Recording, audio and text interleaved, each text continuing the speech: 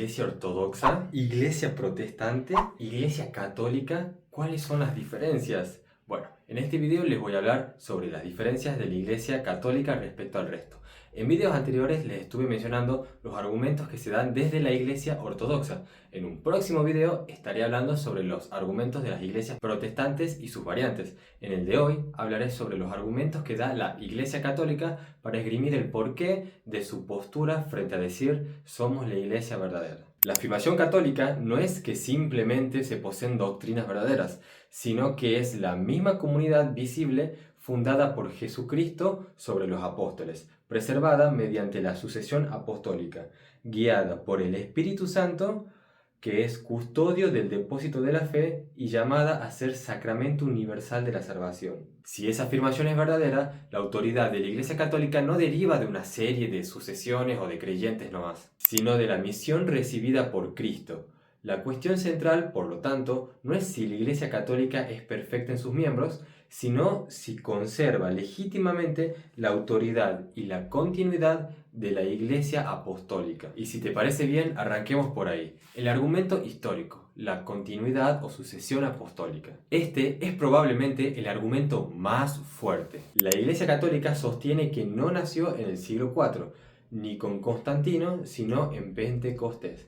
La pregunta es sencilla. ¿Cuál de todas las comunidades cristianas puede demostrar y sostener una sucesión continua e ininterrumpida de obispos desde los apóstoles? Bueno, la Iglesia Católica lo puede hacer. Ya en el año 96 después de Cristo, San Clemente de Roma, tercer sucesor de Pedro, escribe a la Iglesia de Corintio corrigiendo un conflicto interno, lo cual evidencia que la Iglesia de Roma ya ejercía una autoridad reconocida. San Ignacio de Antioquía, año 107, habla de la Iglesia de Roma como aquella que preside en la caridad. San Irineo, año 180, enumera la sucesión de obispos de Roma desde Pedro hasta su tiempo y concluye: con esta Iglesia, por razón de su origen más excelente, debe ser necesariamente concordar toda la Iglesia. Es decir, la idea del primado romano no aparece en la Edad Media, como a veces se suele decir, sino que ya desde el siglo II. Segundo argumento, el argumento bíblico. Si Cristo fundó una iglesia, ¿cómo la describió? En Mateo 16 encontramos: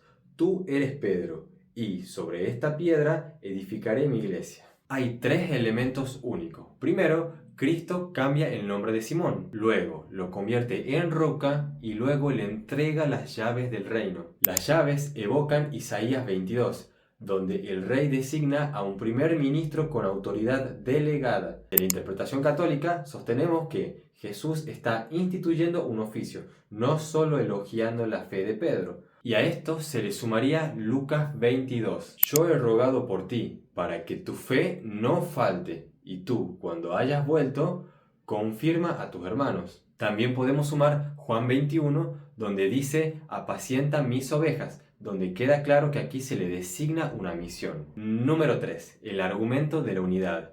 Jesús oró que todos sean uno. Hoy existen decenas de miles de denominaciones protestantes. No todas enseñan lo mismo sobre el bautismo, la Eucaristía, la salvación, la predestinación, el gobierno de la iglesia, la moral, etc. Así que utilicemos la lógica. Si Cristo prometió una iglesia visible, resulta razonable esperar un principio visible de unidad. Desde la Iglesia Católica sostenemos que ese signo visible es el episcopado unido al sucesor de Pedro. Número 4. El argumento del canon bíblico. Y acá hay una pregunta incómoda para casi cualquier cristiano. ¿Cómo sabemos qué libros pertenecen a la Biblia? La Biblia, propiamente dicho, no contiene una lista de sus propios libros, por lo que queda claro que fue la Iglesia la que decidió el canon. Los concilios de Hipona en el año 393 y Cartago en el año 397 reconocieron el canon que posteriormente confirmaría Trento. Si aceptamos el Nuevo Testamento como inspirado, necesariamente confiamos en la autoridad histórica de la Iglesia que lo reconoció. Número 5. El argumento de la tradición. Y aquí Pablo fue más que claro. Manteneos firmes y conservad las tradiciones que habéis aprendido, sea por palabra o por carta. La fe apostólica no fue solamente escrita. Durante siglos no existía un Nuevo Testamento completo, por poner algún nombre. Sin embargo, desde un inicio prácticamente la Iglesia ya celebraba la Eucaristía, ya bautizaba, incluso ya ordenaba obispos o resolvía controversias, por lo que eso nos lleva a reconocer que ya existía una tradición viva. Número 6. El argumento filosófico de la autoridad. Toda comunidad necesita una autoridad final para resolver sus disputas. Y si la autoridad final va a ser así, que cada creyente interprete la Biblia, esto desembocaría en cientos de miles o incluso millones de interpretaciones no válidas e incompatibles. Sin embargo, la Iglesia Católica propone un principio distinto: escritura, tradición y magisterio. No porque el magisterio sea superior a la escritura, sino porque sirve a ella como intérprete autorizado. Número 7. Argumento sacramental. Desde el principio, todos los cristianos creían en la Eucaristía realmente como el cuerpo de Cristo, que el bautismo regeneraba, que la confesión existía, que los obispos sucedían a los apóstoles. Que quede claro, todas estas doctrinas ya existían mucho antes que Constantino. Por lo que sí, ahora la pregunta es la siguiente: ¿cuándo dejó de creer la iglesia primitiva en estas cosas? No existe un momento identificable. Número 8. El argumento de la permanencia. Cristo prometió: las puertas del Hades no prevalecerán contra ella.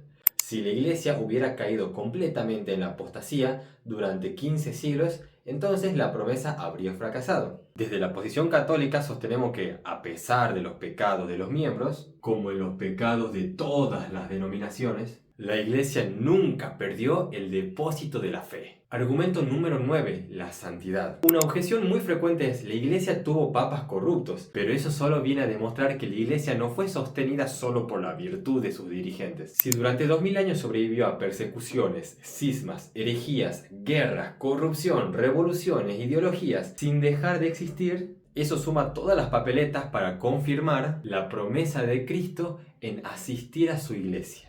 Número 10. El argumento patrístico. Un aspecto especialmente fuerte consiste en preguntar ¿qué creían los cristianos antes del siglo IV? Y bueno, los padres de la iglesia enseñan consistentemente la sucesión apostólica, la autoridad episcopal, bautismo regenerador, presencia real de Cristo en la Eucaristía, primacía de la Iglesia de Roma. No todos desarrollan estas doctrinas con el mismo lenguaje posterior, pero el núcleo está ampliamente documentado. Así que bueno, si te gustó este super video informativo, te agradecería que me dejes un like, un comentario, me pongas de qué quieres que hablemos en próximos videos o cualquier duda en general, déjamela abajo y yo intentaré respondértelo a la brevedad. Y estate atento porque próximamente estaré hablando sobre las iglesias protestantes y sus denominaciones.